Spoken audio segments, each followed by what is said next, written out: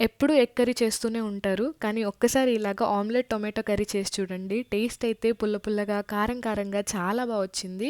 ఇది తయారు చేయడం కూడా నార్మల్ ఎగ్ కర్రీ చేసుకున్నంత ఈజీనే.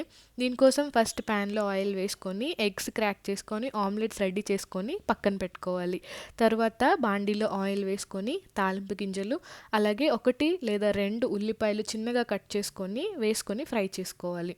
దీంట్లోనే ఒక చిన్న పచ్చిమిర్చి, 2 టీ స్పూన్ల అల్లం వెల్లుల్లి పేస్ట్ కూడా వేసుకొని బాగా వేయించుకోవాలి. తర్వాత దీంట్లోనే 3 టొమాటోస్‌ని చిన్నగా కట్ చేసుకొని అది కూడా వేసుకొని బాగా ఫ్రై చేసుకోవాలి. ఇది మగ్గడానికి ఒక 5 మినిట్స్ మనం మూత పెట్టి మగ్గించుకోవాలి.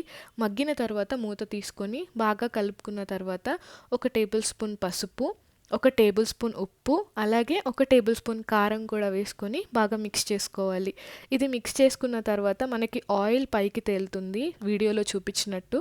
తర్వాత దీంట్లోనే 2 టీ గ్లాసుల వాటర్ వేసుకోవాలి.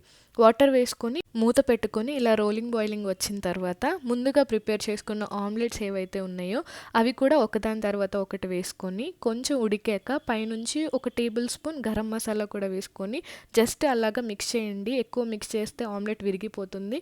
తర్వాత పైనుంచి కొత్తిమీర చల్లుకొని వేడి వేడి అన్నం మీద వేసుకొని తింటే చాలా టేస్టీగా ఉంటుంది.